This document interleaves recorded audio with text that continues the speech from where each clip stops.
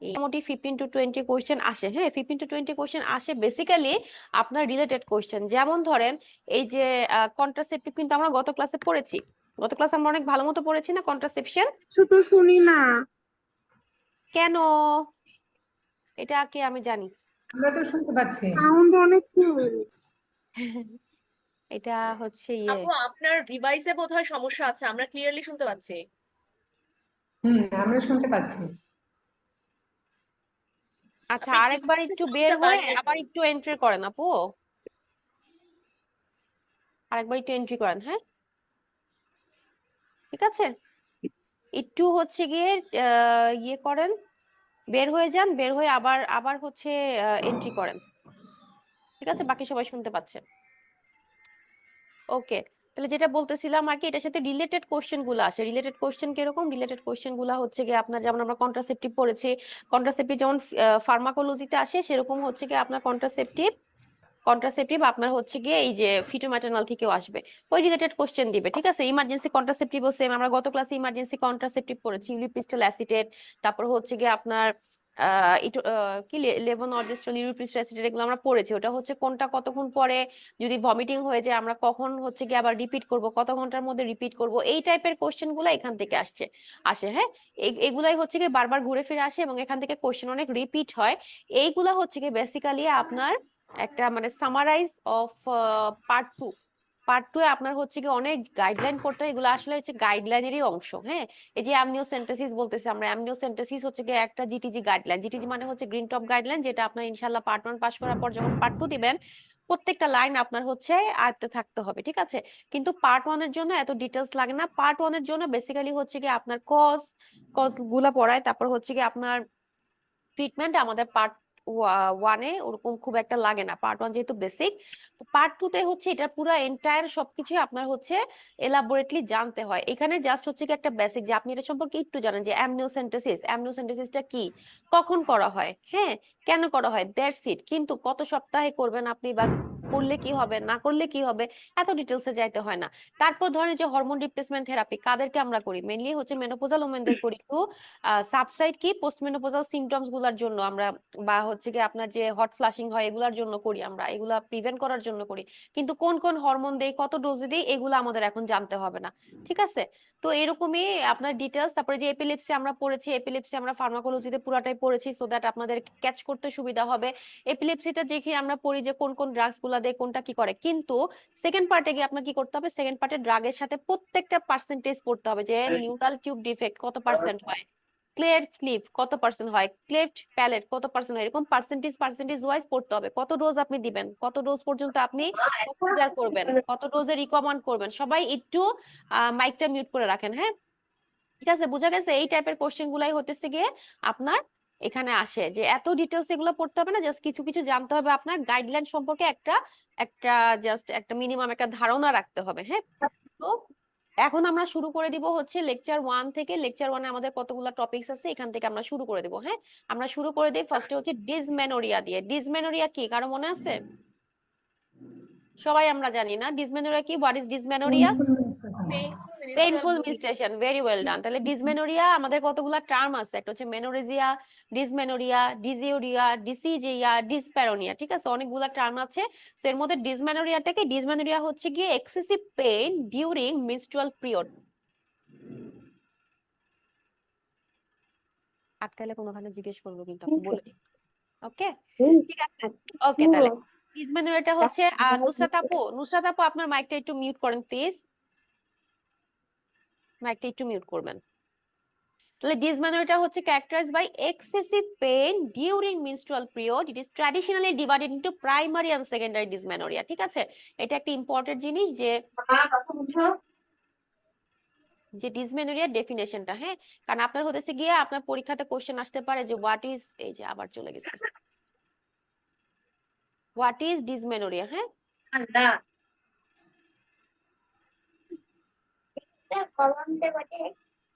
কলমটা কোথায়? বাবা তাড়াতাড়ি কলম দাও। আরে বাবা তাড়াতাড়ি দাও। নুসরাত আপু আপনার মাইকটা একটু মিউট করবেন প্লিজ। এখন বকালি বকালি এবার রাখো।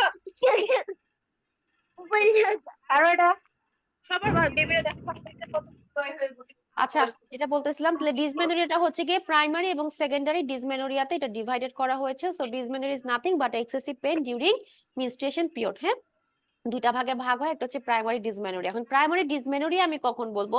প্রাইমারি ডিসমেনোরিয়াতে বেসিক্যালি কোনো আন্ডারলাইং পেলভিক প্যাথোলজি নাই। কারণ হচ্ছে গিয়ে ব্যথাটা কখন হবে? ব্যথাটা তখনই হবে যখন কোনো এখানে প্যাথোলজি থাকবে, শুধু শুধু তার ব্যথা হবে না আপনার। হ্যাঁ, তো প্রাইমারি ডিসমেনোরিয়া হচ্ছে there is a no underlying pelvic pathology, আমরা এখানে কোনো রকম পেলভিক প্যাথোলজি পাবো না। এবং তার সাথে এটা কি হবে? এটা এফেক্ট করবে 50% menstruating woman and usually appears 1 to 2 years of menarche. এটা হচ্ছে গিয়ে নর্মালি কি হয়, প্রথম 1 থেকে 2 বছরের মধ্যে প্রাইমারি ডিসমেনোরিয়াটা হবে এবং 50% পেশেন্টই হচ্ছে গিয়ে আপনার এটা কমপ্লেন করে। কেন করে? ওই যে মেনস্ট্রুয়েশনের সময় কি হয়, কিছু প্রোস্টাগ্ল্যান্ডিন রিলিজ হয়, ওই কারণে হচ্ছে গিয়ে পেইনটা হয়। তো এন্ডোমেট্রিয়াল প্রোস্টাগ্ল্যান্ডিন যখন এক্সেসিভ পরিমাণে প্রোডাকশন হয়, সেই সময় আপনার হচ্ছে গিয়ে প্রাইমারি ডিসমেনোরিয়াটা বলি আমরা। হ্যাঁ, কিন্তু এটার কিন্তু আপনি কোনো প্যাথোলজি পাবেন না এখানে। আপনার কোনো লাইক অ্যাডেনোমায়োসিস, এন্ডোমেট্রিয়াসিস এই টাইপের কোনো প্যাথোলজি বা পিআইডির কোনো ইনফেকশন এরকম কোনো প্যাথোলজি থাকবে না।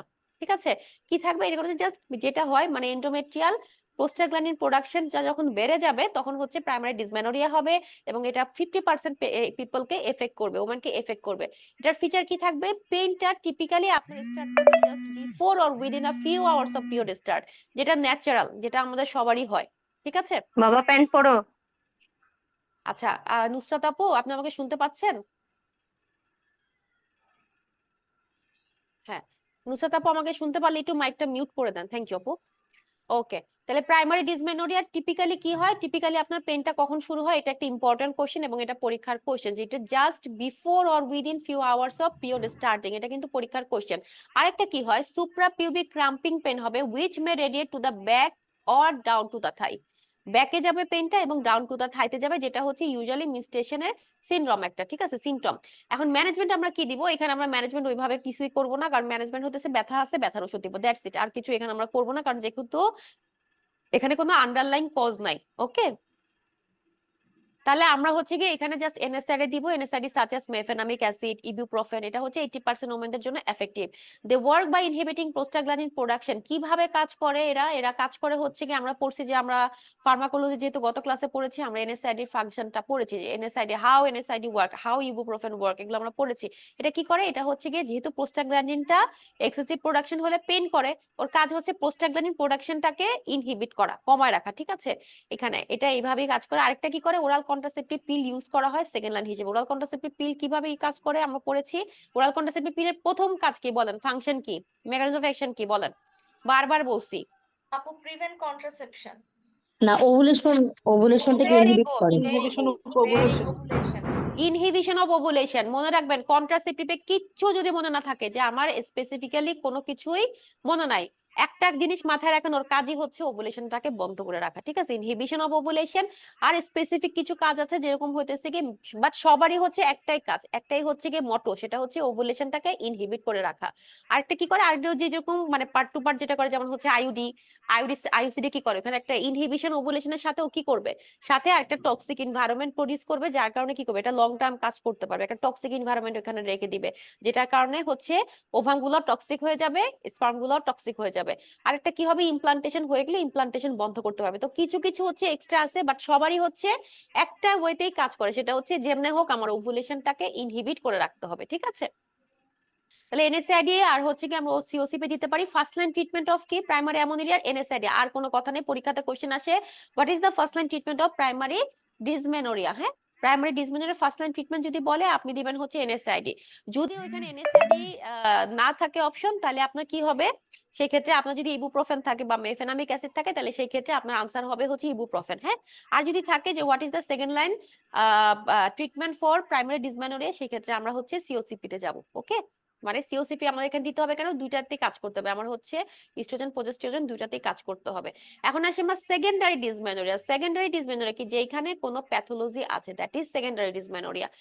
সেকেন্ডারি ডিসমেনোরিয়া টিপিক্যালি কখন হবে? Many years after the menarche and this is result of an underlying pathology. ধরেন একটা 13 বছরের মেয়ে আপনার কাছে আসলো, হ্যাঁ, বা একটা 14 বছরের মেয়ে আপনার কাছে আসলো, সে যদি ডিসমেনোরি নিয়ে আসে, তাহলে সেটা কি হবে?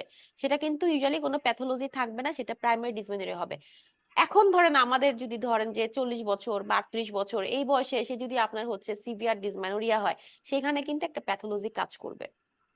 বুঝাতে পারছি? তাহলে যখন অনেক বছর পরে আপনার হইতেছে গিয়ে মেনার্কি হওয়ার অনেক বছর পরে থেকে যখন আপনার এই ডিসমেনোরিয়াটা ডেভেলপ করা শুরু করবে কোনো পেশেন্টের, that is definitely secondary dysmenorrhoea. তার মানে কি, দেয়ার ইজ সামথিং প্যাথোলজি। ঠিক আছে? তো in contrast of primary dysmenorrhea, পেইনটা শুরু হয় কখন? এটা 3 থেকে 4 দিন আগে থেকে, পিরিয়ডের আগে থেকে সেকেন্ডারি ডিসমেনোরিয়া পেইনটা শুরু হবে। আর ওইটা কতক্ষণ ছিল? ওইটা ছিল হচ্ছে জাস্ট বিফোর, পিরিয়ড শুরু হওয়ার জাস্ট বিফোর অথবা শুরু হওয়ার কয়েক ঘন্টার মধ্যে, যেটা হয় নরমালি আপনার হচ্ছে থাইতে ব্যথা করে, যেটা হয় ব্যাক পেইন হয়, যেটা হয় আপনার লোয়ার অ্যাবডোমিনাল পেইন হয়, এগুলো হচ্ছে প্রাইমারি ডিসমেনোরিয়ার ফিচার।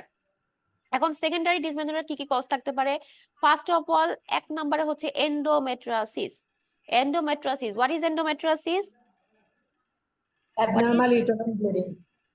হ্যাঁ, Abnormal uterine bleeding without any abnormal uterine bleeding, what is endometriosis? presence of endometrial tissue hmm, other than uterus, fallopian tube, very ovary. Good. Atopic endometrial tissue, presence of atopic endometrial tissue. Endometrium tissue কোথায় থাকার কথা? এন্ডোমেট্রিয়ামে থাকার কথা। এখনো যদি এন্ডোমেট্রিয়ামে না থেকে অন্য কোথাও যায়, সাপোজ আপনার ওভারিতে যদি চলে যায়, অথবা হতেছে ওভারিতে গেলে কি হবে? এটা হচ্ছে এন্ডোমেট্রিয়ামে হয়ে যাবে। ঠিক আছে আপু? তারপর হচ্ছে কি আপনার সার্ভিক্সে চলে গেল বা আদার্স অন্য জায়গায় চলে গেল, লাংসে চলে গেল, আপনার বাউলে চলে গেল, সেটা হচ্ছে কি এন্ডোমেট্রিয়াসিস। হ্যাঁ, আর অ্যাডেনোমাইসিসটা কি? Presence of endometrial tissue in the myometrium. Very good. তাহলে প্রেজেন্স অফ এন্ডোমেট্রিয়াম টিস্যু যদি মায়োমেট্রিয়ামে থাকে, এন্ডোমেট্রিয়াল টিস্যু, সেটাকে আমরা বলতেছি অ্যাডেনোমায়োসিস। ঠিক আছে? তাহলে এই দুটাতে আমরা দেখি কি ফোকাল লেশন দেখি, আলট্রাসোনোগ্রাম করলে আমরা ফোকাল লেশন দেখবো, বা হচ্ছে ইনহোমোজেনাস, মানে হোমোজেনাস পাবো না, একই রকম পাবো না, সুন্দর এন্ডোমেট্রিয়াম পাবো না, খাবলা খাবলা এন্ডোমেট্রিয়াম পাবো। অ্যাডেনোমাইসিসের ক্ষেত্রে কি হবে? অ্যাডেনোমাইসিসের ক্ষেত্রেও দেখা যাবে পুরো ইউটেরাস জুড়ে এরকম খাবলা খাবলা খাবলা খাবলা হয়ে গেছে। ইনহোমোজেনাস, ঠিক আছে, হোমোজেনাস থাকবে না, হেটারোজেনাস একটা প্রেজেন্টেশন আসবে। আর কি হইতে পারে? পিআইডি। পিআইডি তে কি হবে আপনার? পিআইডি হতেছে পেলভিক ইনফ্লামেটরি ডিজিজ থাকতে পারে, ইন্ট্রাইউটেরাইন ডিভাইস থাকলে পেইন হতে পারে, আরেকটা হচ্ছে fibroid, that is benign malignancy, মানে বিনাইন আপনার হচ্ছে গিয়ে কি বিনাইন Benign tumor মায়োমেট্রিয়ামে in যদি the myometrium. Benign tumour of the myometrium, তাহলে এটা হচ্ছে কি এই 5টা রিজন আপনার একদম ঠোঁটস্থ থাকতে হবে। এরকম আসতেছে কেন? ঠিক আছে, এই কয়টা রিজন আপনার ঠোঁটস্থ থাকতে হবে, যে এন্ডোমেট্রিয়াসিস, অ্যাডেনোমাইসিস, পিআইডি, ফাইব্রয়েড। এখানে লিখে দিবে কিভাবে question, this are the cause of secondary dysmenorrhea except which one? Endometriosis, adenomyosis, PID, UTI, এভাবে দিয়ে দিবে। অথবা দিয়ে দিবে হচ্ছে endometriosis, PID, intrauterine device, COCP, এইভাবে হচ্ছে কি আপনাকে দিয়ে দিবে। ঠিক আছে? তো আপনার এটা হচ্ছে বাই করতে হবে যে এই কয়টা কজের জন্য এগুলো হচ্ছে কি আপনার সেকেন্ডারি ডিসমেনোরিয়ার কজ। ঠিক আছে? এখন সেকেন্ডারি ডিসমেনোরিয়াতে আমরা কি করি? সেকেন্ডারি ডিসমেনোরিয়াতে হচ্ছে কি আমাদের আমরা ট্রিটমেন্ট কিভাবে করব? আমাদের হতেছে ওই যে ব্যথার জন্য আমরা কি দিব? ব্যথার জন্য আমরা হতেছে ওই যে মেফেনামিক অ্যাসিড ট্যাসিড আমরা এগুলো দিতে পারি। তারপর হচ্ছে কি যাদের আপনার হচ্ছে কি ইনফেকশন আছে কিনা ওগুলো আমাদের এক্সক্লুড করতে হবে, যে পেশেন্টের কোনো পিআইডি আছে কিনা, তাহলে হচ্ছে কি ওখানে আপনার যেটা দরকার অ্যান্টিবায়োটিক যদি দিতে হয়, হ্যাঁ ওটা হচ্ছে গিয়ে দিতে হবে। তারপর যদি কারো আইইউডির জন্য হয়, আইইউডিটা রিমুভ করতে হবে। এন্ডোমেট্রিয়াসিস হলে, এন্ডোমেট্রিয়ামে হলে ল্যাপারোস্কোপিক ট্রিটমেন্ট করতে হবে। তো এটা হচ্ছে গিয়ে অ্যাজ পার কন্ডিশন আপনার হচ্ছে কি ট্রিটমেন্টটা আসবে, প্রাইমারি ডিসমেনোরিয়া ট্রিটমেন্টটাই আসে। একটা হচ্ছে টাইমটা আছে, হ্যাঁ টাইমটা হচ্ছে কি কখন, টাইমটা হচ্ছে কি আমরা কখন প্রাইমারি ডিসমেনোরিয়া বলবো আর কখন হচ্ছে সেকেন্ডারি ডিসমেনোরিয়া বলবো, এটা হচ্ছে পরীক্ষার কোশ্চেন। ঠিক আছে? একটা হচ্ছে কি আপনার 3 থেকে 4 দিন আগে শুরু হবে, একটা হচ্ছে পেইনটা শুরু হবে কখন? ফিউ আওয়ার্স এর মধ্যে। আরেকটা হচ্ছে 1 to 2 ইয়ার্স এর মধ্যে হবে, মিনস মেনার্কি শুরু হওয়ার উইদিন 1 to 2 ইয়ার্স। আরেকটা হবে হচ্ছে অনেক দিন পরে, হ্যাঁ মেনার্কি শুরু হওয়ার অনেক মানে মেনি ইয়ার্স আফটার এটা শুরু হবে। ঠিক আছে? তো ডিসমেনোরিয়া থেকে এইটুকু করলেই হবে। এই দেখেন কোশ্চেনটা, এই যে এইভাবে কোশ্চেন আসে। 17 years old girl present with due to painful period. These have been present for the past 3 years and are associated with normal amount of blood loss. Her periods are regular and there is no abnormal bleeding. She is not yet sexually active. Sexually active না, তাহলে এটা কি হবে? এটা কোন টাইপের dysmenorrhoea হবে? Primary primary. এখন প্রাইমারি ফার্স্ট লাইন ট্রিটমেন্ট কি? NSAID NSAID। এখানে দেখেন অপশন কি কি আছে, tranexamic, networking. Ibuprofen. Very good. ঠিক আছে? তাহলে এই দেখেন এই যে which of the following condition likely to result in secondary dysmenorrhea? Adenomyosis. Adenomyosis, very good. তাহলে এইভাবে আসবে কোশ্চেন। এখন আমরা পড়বো হচ্ছে emergency contraceptive we have done already, just একটু মনে করে দেবো, এত ডিটেলস এটা আমরা পড়ে ফেলছি গত ক্লাসে। দুইটা মেথড আছে তাই না ইমার্জেন্সি কন্ট্রাসেপটিভের, একটা হচ্ছে গিয়ে হরমোনাল আর একটা কি আছে আইউডি। আমরা আরেকটা কি পড়ছিলাম মনে আছে দেখি তো বলতে পারেন কিনা? এমার্জেন্সি কন্ট্রাসেপটিভ হিসেবে আর কি কি ইউজ করি আমরা, এগুলা ছাড়া ট্র্যাডিশনালি ইউজ করতো মনে আছে? পিল আর হচ্ছে আইওডি ছাড়া কি কি ইউজ করতো দেখি বলতে পারেন। ইউজি মেথড পড়ছিলাম আমরা গত ক্লাসে মনে আছে? আরেকটা কি পড়ছিলাম মিফিপ্রিস্টান মনে আছে? মিফিপ্রিস্টান যদি একসাথে 600 মিলিগ্রাম খাওয়াই দেওয়া যায় সেটা কি করে, সেটাও আপনার হচ্ছে ইমার্জেন্সি কন্ট্রাসেপটিভ হিসেবে কাজ করে, এই তো মনে আছে। তাহলে এই দেখেন ইমার্জেন্সি কন্ট্রাসেপটিভটা হচ্ছে হরমোনাল কন্ট্রাসেপটিভ কি কি আছে, এলএনজি আর একটা হচ্ছে কি ইউলিপ্রিস্টাল অ্যাসিটেট মনে আছে?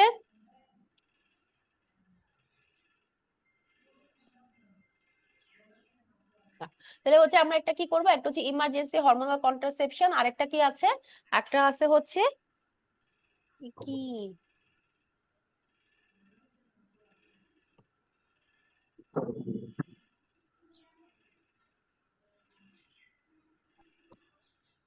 তাহলে হচ্ছে একটা কি বলবো, একটা হচ্ছে লেভোনর্জেস্টেরল হরমোনালের মধ্যে লেভোনর্জেস্টেরল, একটা হচ্ছে ইউলিপ্রিস্টাল অ্যাসিটেট।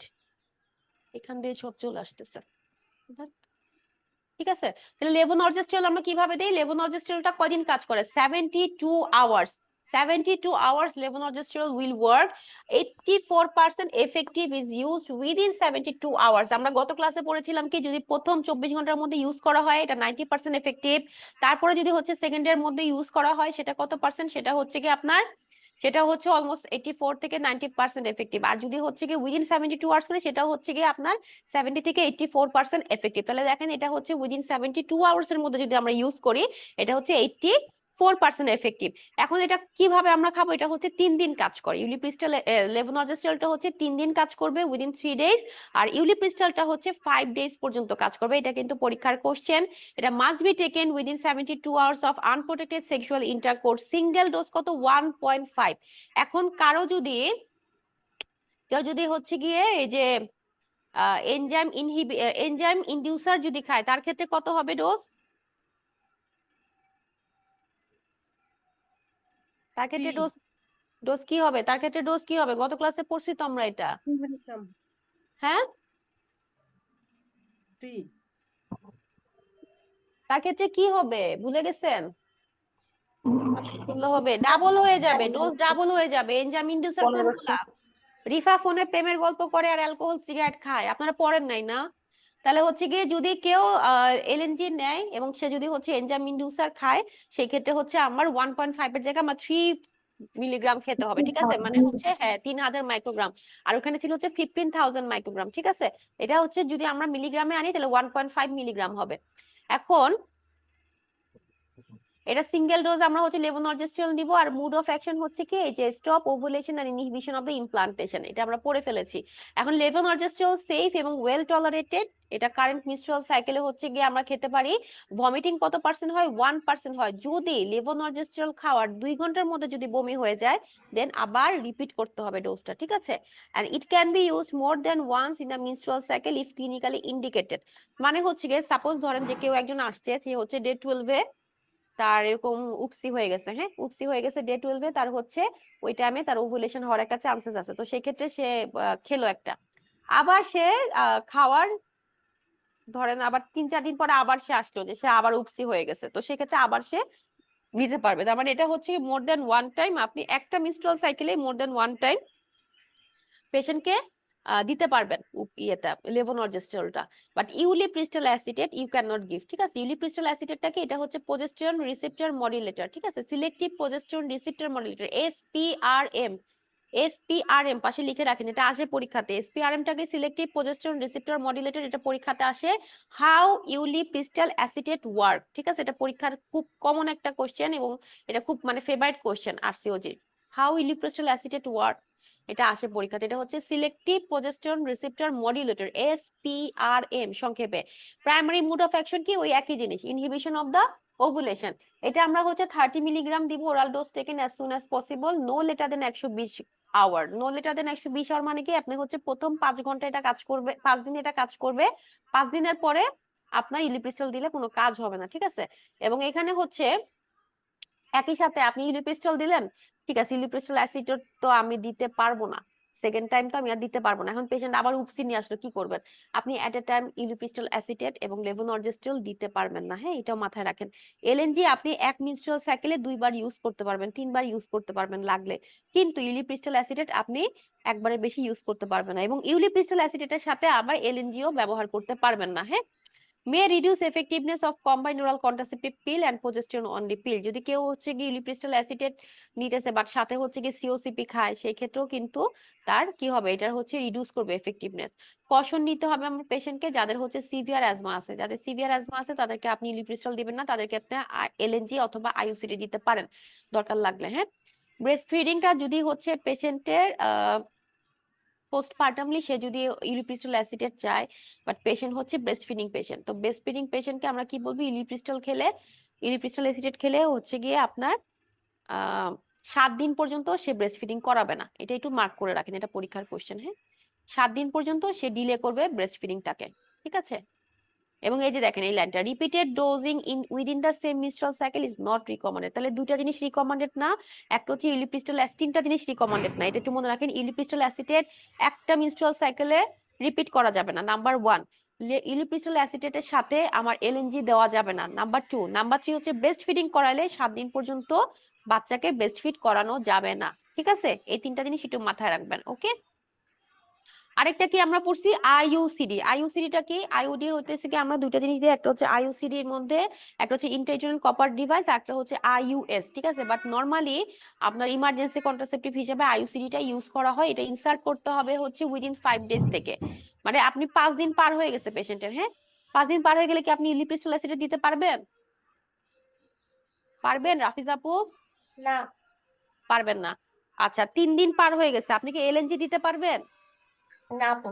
পারবেন না।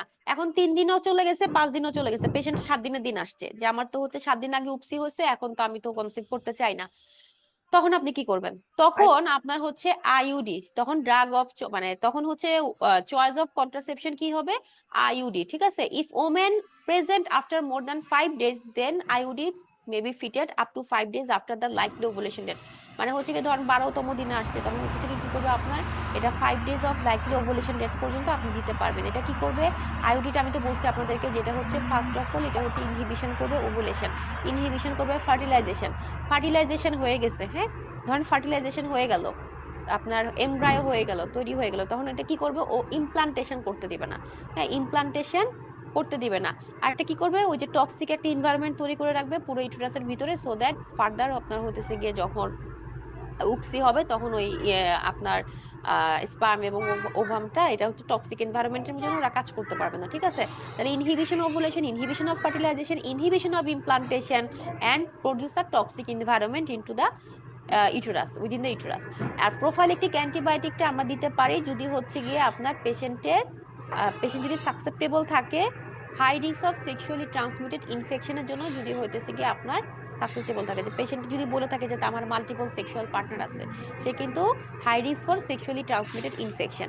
পেশেন্ট যদি বলে যে আমার হচ্ছে গিয়ে লাস্ট টাইম আমার যে মানে আমার বয়ফ্রেন্ডের আরো গার্লফ্রেন্ড আছে, হ্যাঁ, এটা তো ইউকেতে খুবই কমন, হ্যাঁ, দে ডোন্ট মাইন্ড, এরকম একটা অবস্থা।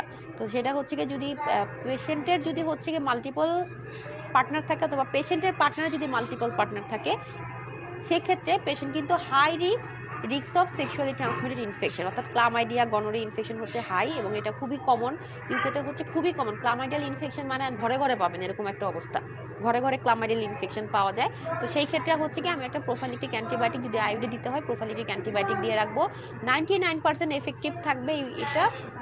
আর এটা হচ্ছে গিয়ে যখন কি করবে আপনি আইইউসিডি যখন দিবেন, সেটাতে শুধুমাত্র ইমার্জেন্সি কন্ট্রাসেপশন হিসেবে কাজ করবে তা তো না, 5 বছর পর্যন্ত কন্ট্রাসেপশন দেয়। তাহলে হচ্ছে এটা লং টাইম আপনি ইউজ করতে পারবেন যদি আপনি সিটুতে রেখে দেন, হ্যাঁ, ইন সিটু যদি রেখে দেন তাহলে হচ্ছে গিয়ে আপনি লং টাইম এটা অ্যাজ এ কন্ট্রাসেপটিভ হিসেবে ইউজ করতে পারবেন, মানে এটা হচ্ছে লার্কের মধ্যে, ঠিক আছে। তাহলে এই যে ইমার্জেন্সি কন্ট্রাসেপশন নিয়ে কারো কোনো কোশ্চেন আছে? এটা আমরা গত ক্লাসে অনেক ডিটেলসে পড়ছি। ইমার্জেন্সি কন্ট্রাসেপশন নিয়ে কারো কোনো কোশ্চেন আছে? ছোট্ট ছোট্ট জিনিস, এই গাইডলাইন গুলো এগুলো হচ্ছে অনেক ডিটেলসে আছে আপনার পার্ট 2 এর জন্য, কিন্তু এখন হচ্ছে ছোট ছোট করে পড়তে হবে, এত বেশি পড়া লাগে না। পার্ট 1 এর জন্য এত বেশি লাগবে না, খালি ডোজটা পড়বেন, কখন বমি করলে দিবেন এটাই লাগবে, ঠিক আছে? আর কারো কোনো কোশ্চেন আছে ইমার্জেন্সি কন্ট্রাসেপটিভ নিয়ে? না আপু। ওকে দেন, ঠিক আছে। তাহলে এটা থেকে আপনারা পড়বেন কি এলএনজি দেই আমরা, ইলিপ্রিস্টল অ্যাসিটেট দেই, আর হচ্ছে আইওডি দেই। আইওডিটা হচ্ছে গিয়ে আপনার প্রত্যেকটারই মেকানিজম অফ অ্যাকশন লাগবে, নাম্বার 1। নাম্বার 2 হচ্ছে গিয়ে কোনটা কতদিন পর্যন্ত কাজ করে। লেভোনর্জেস্ট্রল হচ্ছে 3 দিন পর্যন্ত কাজ করবে, ইলিপ্রিস্টল হচ্ছে 5 দিন পর্যন্ত কাজ করবে। 5 দিনের পরে যদি আসে সেই ক্ষেত্রে ড্রাগ অফ চয়েস বা কন্ট্রাসেপশন চয়েস হবে হচ্ছে আইইউসিডি, ঠিক আছে? আর হচ্ছে গিয়ে লেভোনর্জেস্ট্রল খাওয়ার 2 ঘন্টা পর বমি করলে আমরা রিপিট করব। ইলিপ্রিস্টল অ্যাসিটেট খাওয়ার 3 ঘন্টা পর্যন্ত যদি বমি করে উইদিন 3 আওয়ার্স এর মধ্যে, তাহলে সেক্ষেত্রে আবার ইলিপ্রিস্টলটা আপনার রিপিট করতে হবে, ঠিক আছে? এলএনজি আমরা একটা সাইকেলে বারবার দিতে পারবো, ইলিপ্রিস্টল অ্যাসিটেট আমরা একটা সাইকেলে বারবার দিতে পারবো না, ঠিক আছে? নেক্সট টপিকসে চলে আসি। নেক্সট টপিকটা হচ্ছে হাইপারটেনশন ইন প্রেগন্যান্সি। আমরা গত ক্লাসে পড়েছি প্রেগন্যান্সির হাইপারটেনশন আমরা কি কি ড্রাগস দিই, তাই না? কি ছিল মনে আছে? ড্রাগ অফ চয়েস কি? কোনটা বারবার রিপিট করতে পারবো? লেভোনর্জেস্ট্রল করা যাবে আপু। লেভোনর্জেস্ট্রল করতে পারবেন 72 আওয়ার্স পর্যন্ত, যেটা 3 দিন। কিন্তু পেশেন্ট যদি আবার এনজাইম ইনডিউসার কোনো ড্রাগস খায় সেই ক্ষেত্রে আবার ডোজটা ডাবল।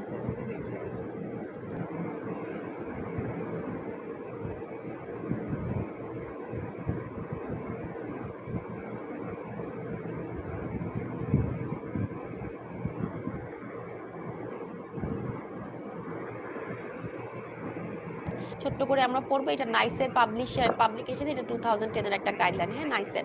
এখন দেখেন আমরা কখন বলবো যে পেশেন্টের আপনার হাইপারটেনশন আছে প্রেগন্যান্সিতে, প্রেগন্যান্সি ইনডিউস হাইপারটেনশন কখন বলবো? 20 উইকস এর পরে। Very good. তাহলে 20 উইকস এর পরে, তাহলে মনে রাখবেন যে 20 উইকস এর পরে যদি পেশেন্টের ব্লাড প্রেশার আমি more than 140 systolic and more than 90 diastolic পাই, সেক্ষেত্রে এটাকে বলবো আমরা pregnancy induce hypertension or gestational hypertension, ঠিক আছে? Pregnancy induce hypertension or gestational hypertension. আমার হাইপারটেনশন হওয়ার ক্রাইটেরিয়া কি? সিস্টোলিক ব্লাড প্রেশার আমার 140 মিলিমিটার অফ মার্কারির অ্যাভাব, আর diastolic blood pressure is more than 90 millimetre of mercury.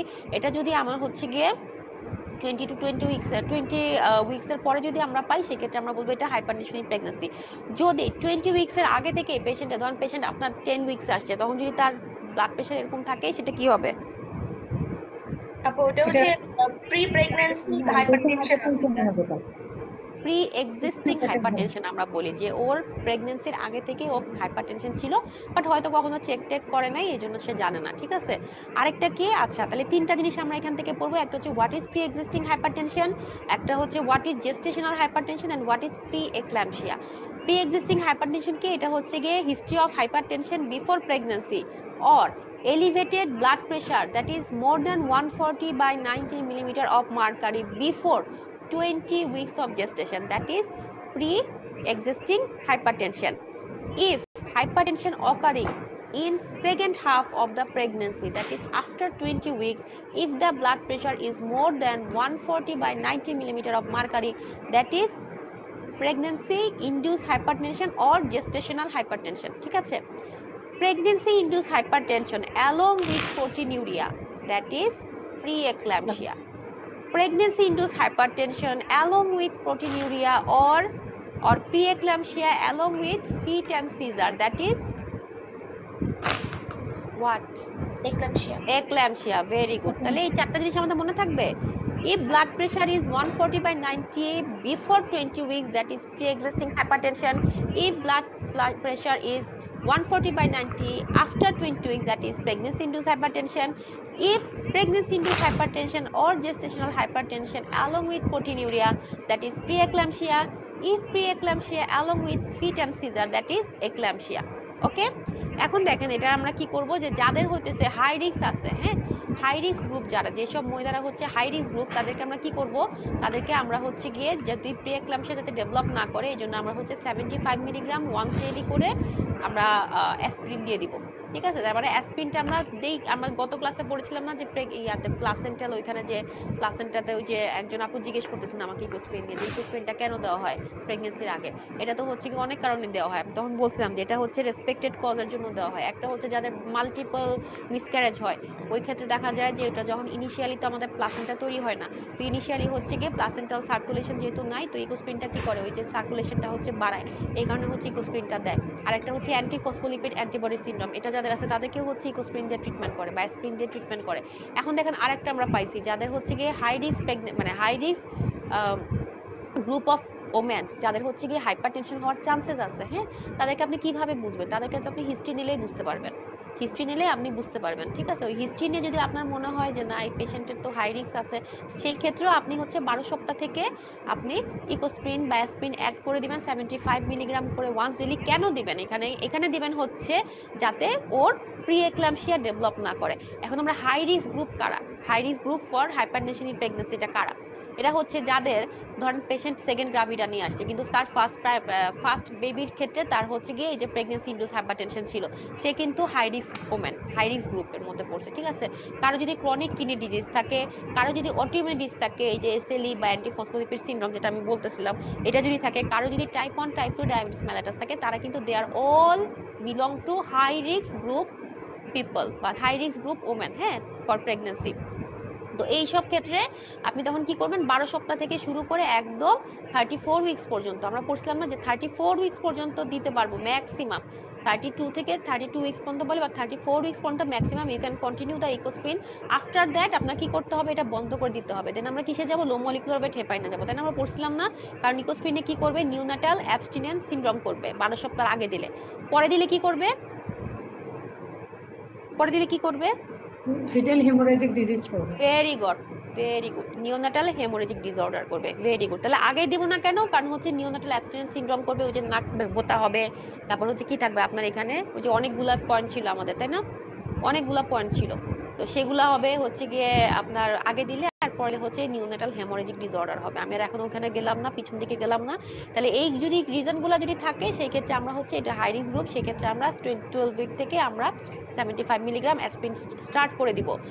Classification of hypertension pregnancy is complicated and varies. এটা কি করতে পারে? Normal pregnancy blood pressure usually falls করবে ফার্স্ট টাইম। সেটা আমরা কিসে পড়ছি? ফিজিওলজিতে পড়ছি যে ইউজুয়ালি কি করে, প্রথম 3 মাস ফল করে, দেন হচ্ছে গিয়ে দেন আবার আপনার 20 উইকস এর পরে বাড়তে পারে। বাড়লে আমরা কি বলবো? Pregnancy induced hypertension. ঠিক আছে, আচ্ছা, হাইপারটেনশন আমরা কখন বলতেছি? এটা হচ্ছে কি 140/90 উপরে যদি থাকে, অথবা আপনি বুকিং ভিজিট, অর্থাৎ যখন পেশেন্ট প্রেগনেন্ট হয়েছে ফার্স্টে যে ভিজিটটা আপনাকে দিবে, ফার্স্ট ভিজিট যখন আপনি করবেন তখন ছিল হচ্ছে 110/70 ছিল সাপোজ। পরে আপনি আবার যখন দেখলেন তখন দেখলেন যে এটা হচ্ছে গিয়ে আবার 30 মিলিমিটার বেড়েছে। 110 এর যদি 30 মিলিমিটার মার্কারি সিস্টোলিক বাড়ে তাহলে কত হয়? 140। আর যদি হচ্ছে গিয়ে 70 থেকে যদি বাড়ে এটা কত হয়? ঠিক আছে, এটা 85 হয়ে যায়। তোমার অলমোস্ট কিন্তু এটা 90-র কাছাকাছি। তাহলে হচ্ছে কি, যদি বুকিং ভিজিটের থেকে সিস্টোলিক ব্লাড প্রেশার যদি 30 মিলিমিটার অফ মার্কারি বাড়ে, 120-এর জায়গায় যদি 150 হয়ে যায়, অথবা যদি 110-এর জায়গায় 140 হয়ে যায়, অথবা 100-র জায়গায় যদি 130 হয়ে যায়, সেটাও কিন্তু আপনার গোয়িং টু হাইপারটেনশন ইন প্রেগন্যান্সির দিকে যাচ্ছে। ঠিক আছে, অথবা যদি ডায়াস্টোলিক প্রেশারটা যদি 15 মিলিমিটার অফ মার্কারি বেড়ে যায় বুকিং এর থেকে, সেক্ষেত্রেও কিন্তু আপনার হাইপারটেনশন অফ প্রেগন্যান্সি হইতে পারে বা হবে। এখন দেখেন এখানে একটা চার্ট করা আছে, ডিসচার্জ ইজ ইনফিনিটি স্টার, এটা সুন্দর করে পড়বেন। আমি এটা অলরেডি আপনাদেরকে পড়াই দিছি যে প্রি এক্সিস্টিং হাইপারটেনশন কি, প্রেগন্যান্সি ইনডিউসড হাইপারটেনশন কি, আর একটা হচ্ছে আপনার প্রি এক্লাম্পসিয়াটা কি। ঠিক আছে, এই যে আমরা পড়ে ফেলছি এটা। প্রি এক্সিস্টিং হাইপারটেনশন যদি 20 উইকস এর আগে যদি 140/90 থাকে, 20 উইকস এর পরে যদি 140/90 থাকে, আর প্রেগন্যান্সি ইনডিউসড হাইপারটেনশনের সাথে যদি প্রোটিনিউরিয়া থাকে, সেটা কত? 24 আওয়ার্সে 0.3 গ্রাম পার 24 আওয়ার্স। এটা যদি থাকে that is pre eclampsia. Pre existing hypertension এবং প্রেগন্যান্সি হাইপারটেনশনে আমার কোনো প্রোটিনিউরিয়া থাকবে না, কোনো ইডিমা থাকবে না, নরমালি থাকে না। কিন্তু যদি এটা প্রি এক্লাম্পসিয়া হয়ে থাকে, সেক্ষেত্রে কিন্তু আমার ইডিমা থাকতে পারে, নাও থাকতে পারে, কিন্তু প্রোটিনিউরিয়া থাকবে। ঠিক আছে, আর প্রি এক্সিস্টিং হাইপারটেনশন হচ্ছে 3 to 5% ক্ষেত্রে আমরা পাই, 5 to 7% ক্ষেত্রে আমরা প্রেগন্যান্সি ইনডিউস হাইপারটেনশন পাই, আর প্রি এক্লাম্পসিয়াটা হচ্ছে গিয়ে 5% ক্ষেত্রে এটা হয়। ঠিক আছে, এখান থেকে মানে 5% প্রেগন্যান্সি ইনডিউস হাইপারটেনশনের মানে প্রেগন্যান্সি ইনডিউস হাইপারটেনশন থেকে 5% আবার প্রি এক্লাম্পসিয়ার দিকে টার্ন করতে পারে। ওকে, এতটুকু জানলেই হবে।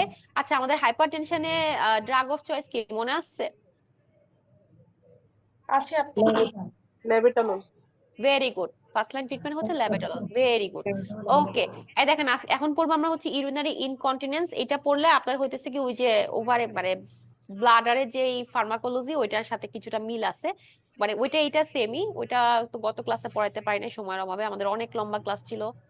তো ওইটা এটা পড়লে ওইটা একটু বুঝতে পারবেন। হ্যাঁ, ঠিক আছে। তাহলে ইউরিনারি ইনকন্টিনেন্স মানে কি বলেন তো? পেশেন্ট ধরে রাখতে পারেন।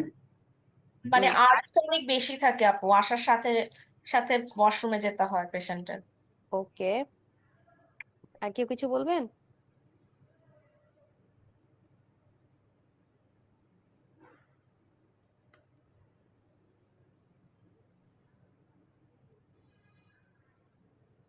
আর কেউ কিছু বলবেন?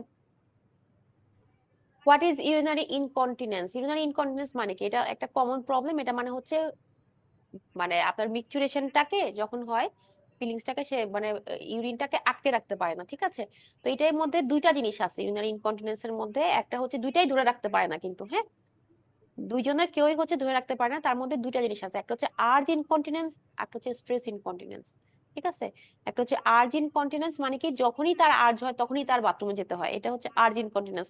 একটা হচ্ছে হাঁচি কাশি অথবা খুব জোরে বেশি হাসলো বা খুব বেশি জোরে জাম্প করলো, সেই ক্ষেত্রেও হচ্ছে গিয়ে আপনার ইনকন্টিনেন্স হবে, দ্যাট ইজ স্ট্রেস ইনকন্টিনেন্স। এখন দুইটা হচ্ছে দুই জিনিসের জন্য হয়।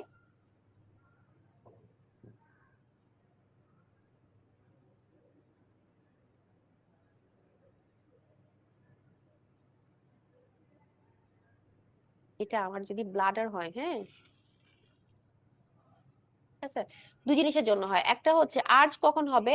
আর্জ হচ্ছে গিয়ে যখন আপনার ডেট্রোসাল, এখানে কি থাকে ব্লাডারের মধ্যে ডেট্রোসাল মাসেল থাকে, ডেট্রোসাল মাসেল গুলা যদি হচ্ছে গিয়ে আপনার উইক হয়ে যায়, হ্যাঁ, যে মাসেলটা হচ্ছে কি করে, যে কন্ট্রাকশন মাসেল কি করে যখন হচ্ছে গিয়ে সিম্প্যাথেটিক প্যারাসিম্প্যাথেটিক আমরা পড়ছি ফিজিওলজিতে, যখন হচ্ছে গিয়ে আপনার ইউরিনটা কখন পাস হবে, যখন হচ্ছে মাসেলটা রিল্যাক্স হবে এবং সরি মাসেলটা কন্ট্রাকশন করবে এবং স্ফিংটারটা রিল্যাক্স হবে, হ্যাঁ, স্ফিংটারটা হচ্ছে ওপেন হয়ে যাবে আর মাসেলগুলো হচ্ছে কন্ট্রাক্ট করবে, তখন হতেছে গিয়ে আমার মিকচুরেশনটা হবে। এখন আর্জ ইনকন্টিনেন্সে কি হয়, এই যে ডেট্রোসার মাসেল গুলো আছে এত বেশি ওভার অ্যাক্টিভ হয়ে থাকে এবং এত বেশি কন্ট্রাক্টেড করতে থাকে, মানে ও হচ্ছে রিল্যাক্স হইতে চায় না, হ্যাঁ, অনেক বেশি ওভার অ্যাক্টিভ হয়ে যায়। তো ও হচ্ছে এরকম মানে কন্ট্রাকশন করতেই থাকে এবং স্ফিংটারটা হচ্ছে বন্ধ করার টাইম দেয় না। তো এটার জন্য হইতেছে কি আমার আর্জ ইনকন্টিনেন্স হবে না, যখনই আর্জ হয় তখনই হচ্ছে কি মিকচুরেশন হয়ে যাবে। স্ট্রেস ইনকন্টিনেন্সটা কি? স্ট্রেস ইনকন্টিনেন্স হচ্ছে মাসেলটাই উইক, মানে মাসেলটা হচ্ছে কন্ট্রাকশন হইতেছে না ঠিক মতো। তো মাসেলটাই যখন হচ্ছে গিয়ে উইক থাকে তখন হইতেছে কি আপনার হাঁচি কাশির জন্য ও মানে ধরে রাখতে পারেনি ইউরিনটাকে, ঠিক আছে? আসেন আপু আমরা দুইটা তিনটা পড়ে ফেলছি টপিকস, ঠিক আছে, অসুবিধা নেই, শুরু করেন। তাহলে ইউরিনারি ইনকন্টিনেন্সের কজের মধ্যে কি কি থাকবে? কয়েকটা থাকতে পারে। একটা হচ্ছে কি আপনার ওভার অ্যাক্টিভ ব্লাডার, ওই যে বললাম যে মাসেলটা হচ্ছে বারবার কন্ট্রাকশন করতেছে, এটা হচ্ছে ওভার অ্যাক্টিভ ব্লাডার। এটা কিসের জন্য হয়? ডেট্রোসার ওভার অ্যাক্টিভিটির জন্য হয়। স্ট্রেস ইনকন্টিনেন্স কি হবে? স্মল অ্যামাউন্ট লিক করবে ওয়েন কাফিং অর লাফিং, যেটা হচ্ছে হাঁচি কাশি হলে বা জোরে হাসলে বা জোরে লাফালেও আপনার একটু ড্রপ বাই ড্রপ এটা স্মল অ্যামাউন্ট লিকিং হতে পারে। মিক্সড ইনকন্টিনেন্সটা কি? মিক্সড ইনকন্টিনেন্সটা হচ্ছে বোথ। বোথ মানে কি? মানে তার হচ্ছে ডেট্রোসার ওভার অ্যাক্টিভিটিও আছে প্লাস হচ্ছে কি তার স্ট্রেস ইনকন্টিনেন্সও আছে, মানে দুটো যদি একসাথে থাকে সেটাকে আমরা বলতেছি মিক্সড ইনকন্টিনেন্স। ওভারফ্লো ইনকন্টিনেন্স মানে কি? এটা হচ্ছে ব্লাডার আউটলেট অবস্ট্রাকশন। ও আউটলেটেই হচ্ছে গিয়ে সমস্যা আছে, যার কারণে হচ্ছে গিয়ে আপনার মানে ভিতরে অনেক বেশি জমে যেয়ে ওভারফ্লো হয়ে যেটা, যেটা কাদের হয়? এটা হচ্ছে কি ওই যে বিনাইন প্রোস্টেট এনলার্জমেন্ট যাদের হয় তাদের ক্ষেত্রে দেখা যায় হচ্ছে ওভারফ্লো ইনকন্টিনেন্স থাকে। এখন আমরা ইনিশিয়াল ইনভেস্টিগেশন আমরা কি দিব? এখানে ওরকম কিছু নাই, বাট মনে রাখবেন যে ফার্স্ট লাইন ইনভেস্টিগেশন যদি বলে সেটা হচ্ছে mid stream urine. Mid stream urine মানে কি? ইউরিন আমরা ডিপস্টিক এবং কালচার করব, করে দেখবো যে কোনো ইউটিআই আছে কিনা, এটা হচ্ছে এক নাম্বার, ঠিক আছে? কারণ ইউটিআই তে কি হয়, ইউটিআই তে হচ্ছে কি মিকচুরেশন আর্জেন্সি ফ্রিকোয়েন্সিটা বেড়ে যায়, ঠিক আছে? এই জন্য আমার ফার্স্ট যদি ইনভেস্টিগেশন বলি সেক্ষেত্রে হচ্ছে urine dipstick and culture test. Second হচ্ছে গিয়ে ব্লাডার ডায়েরি। যারা হচ্ছে ওভার অ্যাক্টিভ ব্লাডার নিয়ে আসে, হ্যাঁ, ওভার অ্যাক্টিভ ব্লাডার মানে হচ্ছে যাদের আর্জ ইনকন্টিনেন্স আছে তারা কি করবে? তারা হচ্ছে 3 দিন পর্যন্ত ব্লাডার ডায়েরি মেনটেন করবে। ব্লাডার ডায়েরিটা আপনি জাস্ট এটা লুক লাইক এরকম, এটা আপনারা হয়তো দেখছেন অনেকে যারা ক্লিনিকে কাজ করেন বা হসপিটালে কাজ করেন। এটা জাস্ট হতেছে ইনপুট আউটপুট মেনটেন করে, হ্যাঁ। ইনপুট আউটপুটের মধ্যে কি দেখে? ইনপুট হতেছে গিয়ে সাপোজ কতটুকু খাচ্ছে, চা কতটুকু খাচ্ছে, কফি কতটুকু খাচ্ছে, হ্যাঁ, লাইক ওটা লিখে যায় ওয়াটার, তারপর হচ্ছে গিয়ে চা মানে চা বা হচ্ছে ক্যাফিন, হ্যাঁ, ক্যাফিন অর আপনার হচ্ছে গিয়ে স্মোকিং করে কিনা, ওয়েট কত, এগুলো সব দেখে, আর হচ্ছে কতবার ফ্রিকোয়েন্সি হচ্ছে। ধরেন এরকম লিখে দেয় যে 1 PM, হ্যাঁ, 2 PM, 1 PM এ সে হচ্ছে 500 ml পানি খাইছে, হ্যাঁ, তারপর হচ্ছে গিয়ে চা খাইছে, ধরেন 1 কাপ হচ্ছে ক্যাফিন নিছে, তারপর হচ্ছে গিয়ে কয়বার সে 1 PM এর সময় সে 2বার হচ্ছে গিয়ে টয়লেটে গেছে, এরকম একটা। আবার 2 PM এ তার কিছু হয় নাই, 3 PM এর সময় সে আবার 250 নিছে। তো এরকম করে হিসাব করা হয় যে সে আসলে কতটুকু ফ্লুইড সে নিচ্ছে, এবং কতটুকু তার হচ্ছে কয়বার করে সে বাথরুমে যাচ্ছে। এটাই হচ্ছে গিয়ে এটা একটা ডায়েরি মেনটেন করে। আপনারা দেখতে পারলেন না, না আপনাদের একটা উঠতেছে না, আমি এখানে একটা চার্টের মতো দেখাই দিছি যে ব্লাডার ডায়েরিটা কিরকম হয়, ঠিক আছে। জাস্ট এই যে এরকম একটা ব্লাডার ডায়েরি হয় যে কতটুকু আমি খেলাম আর কতটুকু বের করলাম, এটাই হচ্ছে দেখে, হ্যাঁ। খাওয়ার মধ্যে হচ্ছে পানি কতটুকু খেয়েছি, চা কতটুকু খেয়েছি, কফি কতটুকু খেয়েছি, এগুলো সবকিছু দেখে। কতবার আমি একটার সময় কয়বার বাথরুমে গেছি, 2টার সময় কয়বার বাথরুমে গেছি, 3টার সময় কয়বার বাথরুমে গেছি, এরকম করে হচ্ছে কি এটা আর্জ ইনকন্টিনেন্সটা দেখে বা ওভার অ্যাক্টিভ ব্লাডারটা দেখে, ঠিক আছে। আরেকটা আমরা কি করি, ভ্যাজিনাল এক্সামিনেশন করতে পারি যে সিস্টোসিল ইরেথ্রোসিল আছে কিনা। আরেকটা আমরা দেখি, সেটা হচ্ছে স্ট্রেস ইনকন্টিনেন্সের ক্ষেত্রে, সেটা হচ্ছে কি আপনার পেলভিক ফ্লোর মাসেলের টোনটা দেখি আমরা, হ্যাঁ। টোনটা হচ্ছে 0/5, 0/5 থেকে 5/5। 0/5 থেকে আমরা দেখি যে টোন কিরকম। টোন হচ্ছে গিয়ে আপনি দেখবেন যে টোন একদমই নাই, একটু একটু হাঁচি দিলেই তার হচ্ছে ইউরিন বের হয়ে যাচ্ছে, আবার দেখবেন কেউ জোরে দিলে বের হচ্ছে, মানে এরকম করে টোনটা হচ্ছে গিয়ে আপনার টেস্ট করে দেখা হয় যে। আরেকবার বলেন না আচ্ছা, রেশিওটা। কোনটা জানতে চাচ্ছেন রেহেনুম আপু?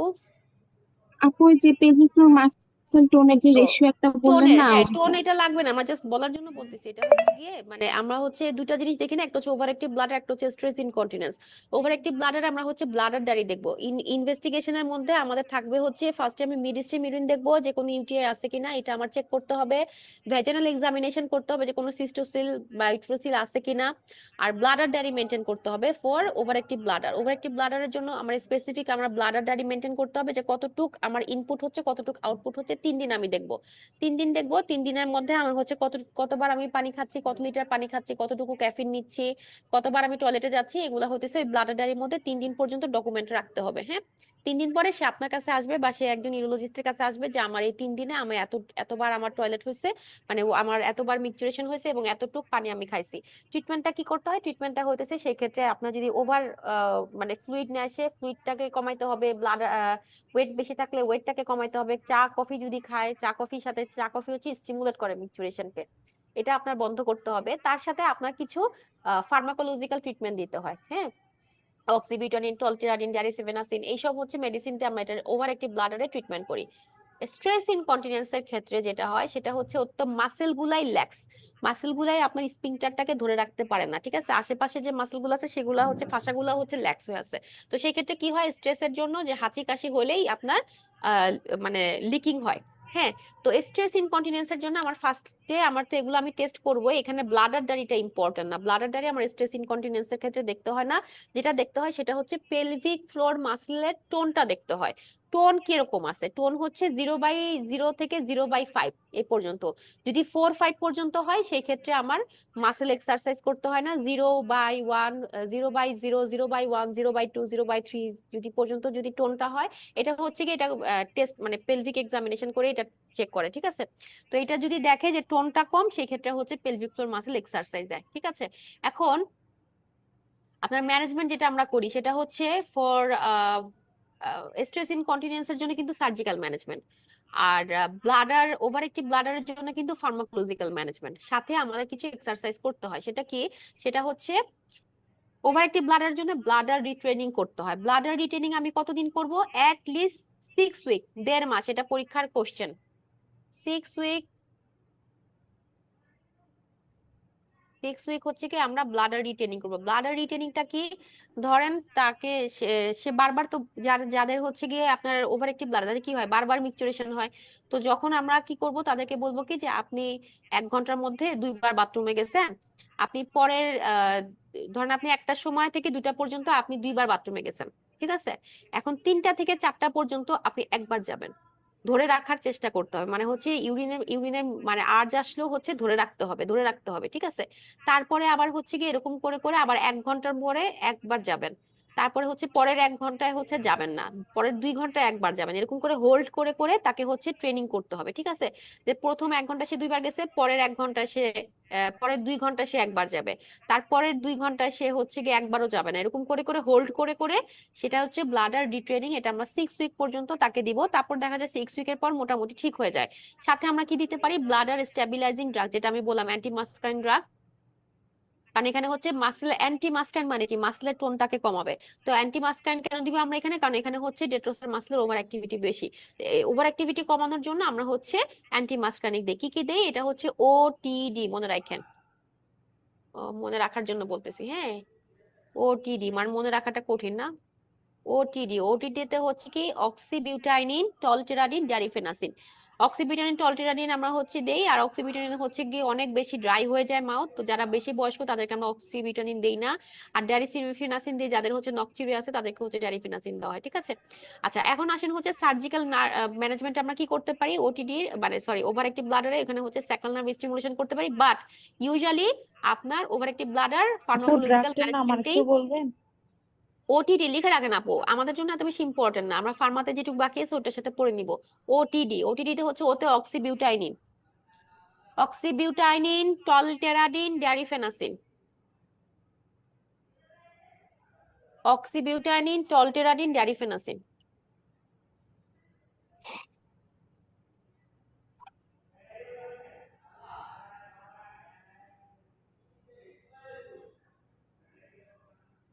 আপু ঠিক আছে, আরেকবার একটু বলবেন, কথা কেটে যাচ্ছিল। অক্সিবিউটানিন লিখেন। অক্সিবিউটানিন এটা আমরা তো ফার্মাতে আবার পাবোই, হ্যাঁ, এটা জাস্ট আপনাদের একবার বলে দিচ্ছি কারণ তাহলে ক্যাচ করতে সুবিধা হবে। অক্সিবিউটাইনিন,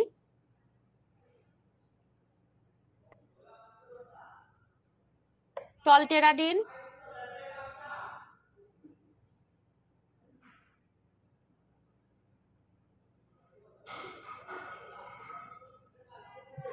আর ড্যারিফেনাসিন, ঠিক আছে? আমরা তাহলে সামনে আগাই। সার্জিক্যাল ম্যানেজমেন্ট হচ্ছে আমরা স্যাক্রাল নার্ভ স্টিমুলেশন আমরা করতে পারবো, but normally over active bladder pharmacological ম্যানেজমেন্টেই হয়ে যায়।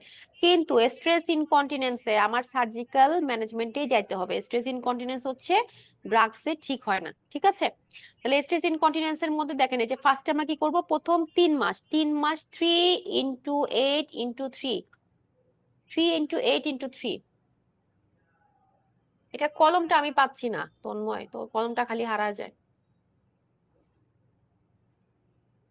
3 × 8 × 3, 3 মাস 3বার 8টা সিটিং করবো, 8টা কন্ট্রাকশন, ঠিক আছে? 3 মাস 3বার 8টা কন্ট্রাকশন, তাহলে হচ্ছে কি আমরা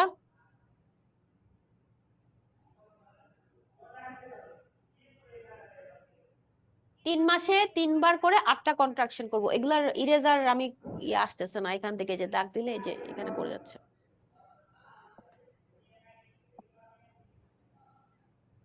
ঠিক আছে, তাহলে 3 মাস পর্যন্ত আমরা হচ্ছে পেলভিক ফ্লোর মাসল আপনার হচ্ছে গিয়ে কন্ট্রাকশন করতে হবে। পেলভিক ফ্লোর মাসল কন্ট্রাকশন করতে হবে, সেটা কিভাবে? সেটা হচ্ছে গিয়ে পেশেন্টকে বলতে হবে যে আপনি আহ, আপনি হচ্ছে গিয়ে যে মাসল গুলা আপনি চেপে রাখলে বা ইউরিনটাকে হোল্ড করে রাখলে যেরকম চাপ দিয়ে রাখতেন ওরকম হচ্ছে গিয়ে চাপ দিয়ে ধরে রাখবেন মাসল গুলাকে, ঠিক আছে? কন্ট্রাকশন আর রিল্যাক্সেশন করতে হবে। কতবার করতে হবে? 3বার করতে হবে, সকাল দুপুর রাত্রে 8টা করে কন্ট্রাকশন করতে হবে, ঠিক আছে? তাহলে হচ্ছে কি আপনার স্ট্রেস ইনকন্টিনেন্সের ফার্স্ট লাইন ম্যানেজমেন্ট হচ্ছে পেলভিক ফ্লোর মাসল ট্রেনিং। যদি পেলভিক ফ্লোর মাসল ট্রেনিং এ 3 মাসের মধ্যে যদি এটা ঠিক না হয়, সেই ক্ষেত্রে আমার অপশন হচ্ছে সার্জিক্যাল। সার্জিক্যালের মধ্যে অনেকগুলোই অপশন আছে, তার মধ্যে হচ্ছে রেট্রোপিউবিক মেশ রিপেয়ার আছে, তারপর হচ্ছে গিয়ে আপনার ইন্টামুরাল কিছু ইয়ে দিয়ে আপনার ইন্টামুরাল কিছু আহ মানে ইন্টারমুরাল কিছু হচ্ছে কি সাপ্লিমেন্টেশন দিয়ে হতেছে ইউরেটারটাকে প্রেসার করে দেওয়া হয়। তারপর হচ্ছে কি আপনার আমরা আর্টিফিশিয়াল ইয়ে করে দিতে পারি, আর্টিফিশিয়াল হচ্ছে গিয়ে আর্টিফিশিয়াল স্পিংটার করে দিতে পারি, ঠিক আছে? এগুলা হইতেছে গিয়ে আপনার একটা হচ্ছে রেট্রোপিবিক ম্যাশ, এগুলা হচ্ছে গিয়ে দিয়ে তারপর এই সার্জিক্যাল ম্যানেজমেন্ট গুলা করা হয়। বাট ইউজুয়ালি আপনার হচ্ছে গিয়ে স্ট্রেস ইনকন্টিনেন্সে ড্রাগসে ঠিক হয় না, আপনার সার্জিক্যাল ম্যানেজমেন্টেই যাইতে হবে, ঠিক আছে? এই যে রেট্রোপিবিক মিড ইউরেথ্রাল টেপ প্রসিডিউর এগুলা দিয়ে হতেছে কি আপনার সার্জিক্যাল প্রসিডিউর গুলা করা হয় এবং এগুলা ছাড়া অন্য কোনো কিছু দিয়ে ম্যানেজমেন্ট হয় না। তাহলে ফার্স্ট হচ্ছে কি, তাহলে ওভার একটি ব্লাডারে আমরা ব্লাডারডারি করব, ব্লাডার রিটার্নিং করব 3 মাস 6 সপ্তাহ পর্যন্ত। 6 সপ্তাহ পরে যদি না হয় আমরা হচ্ছে গিয়ে ওটিডি দিব। ওটিডি আমি বলছি যে অক্সিবিটানিন, টলটিরাডিন আর হচ্ছে ড্যারিফেনাসিন, এগুলো দিয়ে আমরা ট্রাই করব। তারপর যদি হচ্ছে কি এটা না হয়, যারা হচ্ছে সার্জিক্যালি, যারা হচ্ছে গিয়ে আপনার সার্জারির জন্য হইতেছে গিয়ে অ্যাপ্রুভ, তাদেরকে আমরা কি করতে পারি, স্যাকাল নার্ভ স্টিমুলেশন দিতে পারি। আর স্ট্রেস ইনকন্টিনেন্সের জন্য আমাদের ফার্স্ট লাইন ট্রিটমেন্ট হচ্ছে pelvic floor muscle training 3x3x8। 3 মাস 3বার করে 8টা করে কন্ট্রাকশন করতে হবে, প্রত্যেকবার 8টা করে কন্ট্রাকশন করতে হবে। আর তাতে যদি ঠিক না হয় আমার সার্জিক্যাল প্রসিডিউরে যাইতে হবে। ওই যেগুলো আমি বললাম, রেট্রোবেবিক মিডিওসাল টেপ প্রসিডিউর, এগুলো আমরা ডিটেলসে সেকেন্ড পার্টে জানবো। তারপর হচ্ছে গিয়ে আপনার মেশ রিপেয়ার করা যায়, তারপর হচ্ছে আহ আপনার আরো অনেক কিছুই করা যায়। হ্যাঁ, আর অনেক ভাবে করা যায়। তারপর হচ্ছে কি আপনার ওই ডিবাল্কিং এজেন্ট দেওয়া যায়, ইন্টা ইউরেথ্রাল ডিবাল্কিং এজেন্ট ইনজেক্ট করে করা যায়, বোটক্স দেওয়া যায়। হ্যাঁ, বোটক্স দিয়ে করা যায়। এগুলা দিয়ে হচ্ছে এসটিডি ইনকন্টিনেন্সের ট্রিটমেন্ট করা যায়। ঠিক আছে, তাহলে এটা একটু করলেই হবে। আর আমাদের হচ্ছে ফার্মাকোলজিক্যাল পার্টটা আমরা যে ব্লাডারের ফার্মাকোলজি থেকেই পড়ে ফেলবো, এখানে আমাদের ম্যানেজমেন্ট আছে, ওখান থেকে আমরা পড়ে ফেলবো। ঠিক আছে, তাহলে এখানে দাগ দিয়ে রাখেন, এটা পরীক্ষার কোশ্চেন।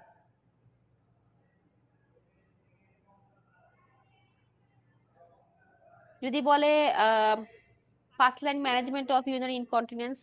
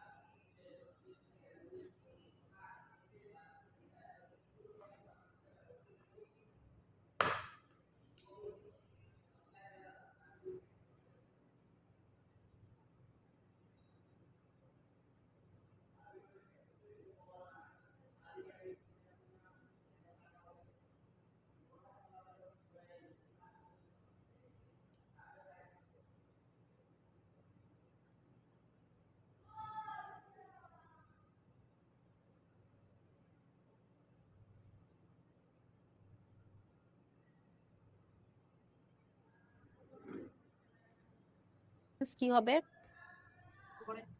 পেলভিক ফ্লোর এক্সারসাইজ আচ্ছা বলেন, ব্লাডার ওভার অ্যাক্টিভ ব্লাডারটা বলেন। অ্যান্টি ড্রাগ দিব। আর যদি বলে স্ট্রেস ইনকন্টিনেন্স কি হবে? First line management. Very good. আর যদি বলে ফার্স্ট লাইন ইনভেস্টিগেশন আমরা কি করব? ইউরিনারি কালচারাল ইনকন্টিনেন্সের জন্য সেনসিটিভিটি হ্যাঁ mid stream urine MSU mid stream urine test করব। আর যদি বলে হচ্ছে স্পেসিফিক্যালি আমরা ব্লাডার ওভার অ্যাক্টিভ ব্লাডারের জন্য ইনভেস্টিগেশনস কি করব? 3 days মিনিমাম না, ফর 3 days, 3 দিন আপনার করতে হবে, 3 দিন করে ওটা দিতে হবে। 3 দিনের বেশি করা দরকার নেই, 3 দিনের কমও করা দরকার না। আর যদি বলে স্ট্রেস ইনকন্টিনেন্সের জন্য আমরা কি দেখবো? আর ইনভেস্টিগেশন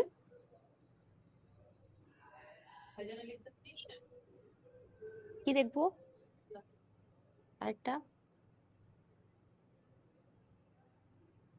স্ট্রেস ইনকন্টিনেন্সের জন্য আরেকটা কি দেখবো স্পেসিফিক বললাম? vaginal examination করব PV pelvic floor tone, pelvic floor muscle tone. দেখবো। Very Pelvic good, muscle tone, very good, ঠিক আছে। ওকে, তাহলে পারবেন এখান থেকে। আচ্ছা, ওভার অ্যাক্টিভ ব্লাডার কিসের জন্য হবে? Due two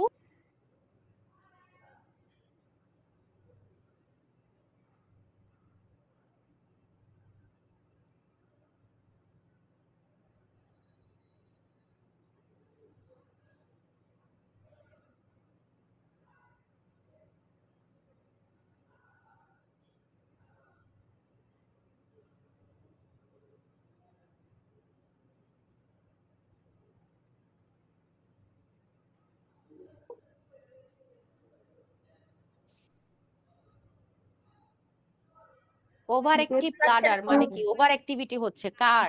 outlet obstruction detrusor মাসলের। Very good, detrusor muscle over activity, ঠিক আছে, পারবেন। এরপর চলে আসেন হচ্ছে ইউটিআই থেকে তেমন কিছুই নাই, এখানে হচ্ছে কি আপনার লোয়ার ইউরিনারি ট্র্যাক্ট ইনফেকশন থাকে নন প্রেগনেন্ট উম্যানদেরকে। তো এখানে সাইন গাইডলাইন, সাইন হচ্ছে কি আপনার স্কটিশ ইন্টারন্যাশনাল গাইডলাইন সেটা হচ্ছে কি সাইন গাইডলাইন বলে। যে সাইন গাইডলাইন বলে যে এটা হচ্ছে কি আমি যদি হচ্ছে নন প্রেগনেন্ট উম্যান হয় সেক্ষেত্রে ট্রাইমেথ্রোপিয়াম আর নাইট্রোফুরান্টন যদি 3 দিন পর্যন্ত দেই সেই ক্ষেত্রে খুব ভালো কাজ করে। আমরা তো নাইট্রোফুরান্টন তো প্রেগন্যান্সিতে বেশি দেই, থার্ড ট্রাইমেস্টার আবার দিব না প্রেগন্যান্সিতে, ঠিক আছে? এটা কি মনে আছে সবার? ফার্মাতে পড়ছিলাম যে আমরা নাইট্রোফুরান্টন থার্ড ট্রাইমেস্টার পরে দিব না। তো সাইন যেটা বলছে যে যদি নন প্রেগন্যান্সি ইউটিআই হয় সেক্ষেত্রে আমরা হচ্ছে ট্রাইমেথ্রোপিয়াম আর নাইট্রোফুরান্টন দিব ফর 3 days। আর যদি হচ্ছে প্রেগন্যান্ট পেশেন্ট থাকে সেই ক্ষেত্রে আমরা হচ্ছে গিয়ে আমরা কি করতে পারি? সিম্পটোম্যাটিক ব্যাকটেরিয়া দিলে আমরা হচ্ছে কি 7 দিন পর্যন্ত অ্যান্টিবায়োটিক দিব, ঠিক আছে, প্রেগন্যান্সির ক্ষেত্রে। অ্যাসিম্পটোমেটিক প্রেগন্যান্সিতে আমরা কি করব? অ্যাসিম্পটোমেটিক প্রেগন্যান্ট যদি ওমেন থাকে ফার্স্টেই হচ্ছে ইউরিন কালচার দিতে হবে, ঠিক আছে? আপনি শুধু প্রেগন্যান্সির ওমেনদের ইউরিনারি দিছেন হবে না, তাকে কালচার দিতে হবে সাথে, যে পেশেন্ট আসছে কোনো সিমটম নাই কিন্তু আপনি ইউরিন আরি করলেন, ইউরিনারিতে দেখলেন যে তার পাস সেল আসছে বা এপিথেলিয়াল সেল আসছে, হ্যাঁ, তখন তাকে কি